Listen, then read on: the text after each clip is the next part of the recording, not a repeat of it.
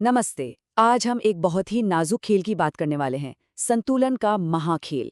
अब ये कोई स्टेडियम में नहीं खेला जाता, बल्कि ये होता है एक नए जन्मे बच्चे की शरीर के अंदर। एक ऐसी जगह जहां पानी की, मतलब फ्लूइड्स की एक एक बूंद जीत या हार तय कर सकती है।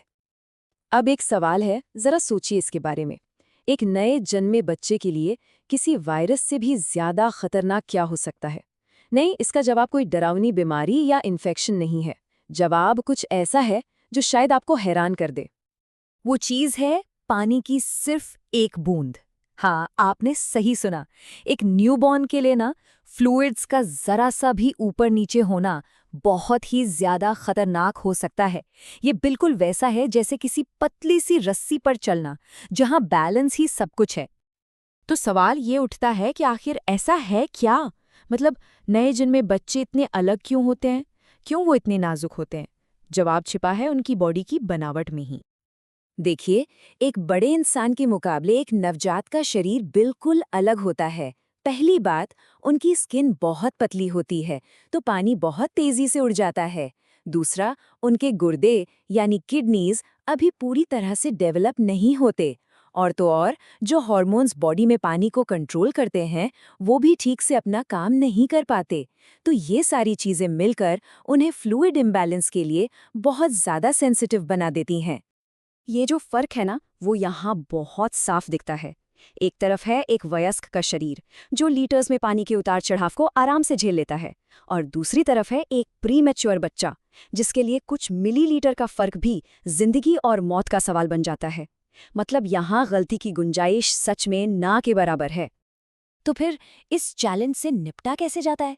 इसका जवाब है मैथ्स और साइंस का एक बहुत ही सटीक कॉम्बिनेशन। जो मेडिकल टीम्स होती है ना, वो बच्चे के फ्लूइड की जरूरत को कैलकुलेट करने के लिए एक बहुत ही केयरफुल तरीका अपनाती हैं। अब यहाँ देखिए, हर बच्चे की पानी की ज़रूरत अलग-अलग होती है। ये इस बात पर डिपेंड करता है कि उसका वज़न कितना है और वो समय पर पैदा हुआ है या नहीं। जैसे एक बहुत ही कम वज़न वाले बच्चे को एक नॉर्मल वज़न वाले बच्चे से अपने वज़न के हिसाब से कहीं ज़्यादा फ्लूइड चाहिए होता है।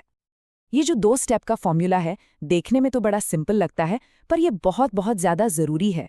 इसी कैलकुलेशन से तय होता है कि जो आईवी पंप लगा है, उसकी स्पीड क्या होगी, ताकि बच्चे को हर घंटे बिल्कुल सही मात्रा में फ्लूइड मिलता रहे।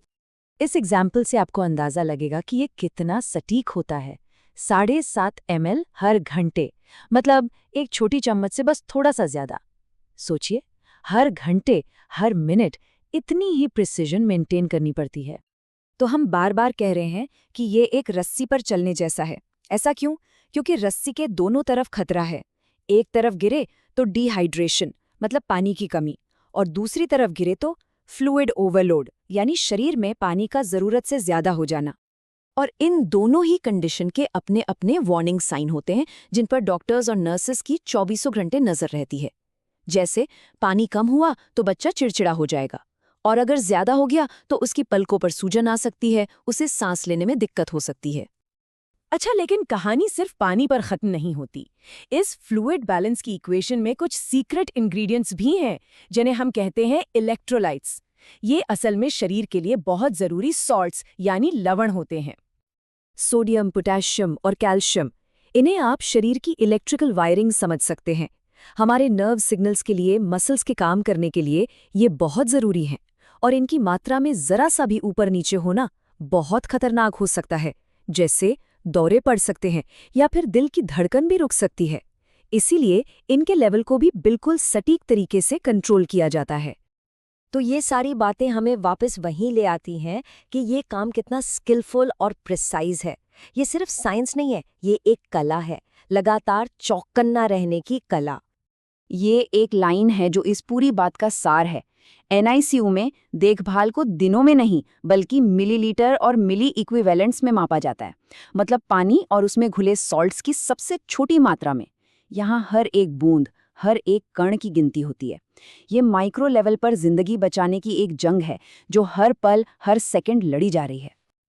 और ये बात हमें सोचने पे मजबूर करती है ना, कि मेडिकल की दुनिया में हर सेकंड ऐसी कितनी ही छोटी छोटी ना दिखने वाली लड़ाइयाँ जीती जा रही हैं, जिनके बारे में हमें शायद कभी पता भी नहीं चल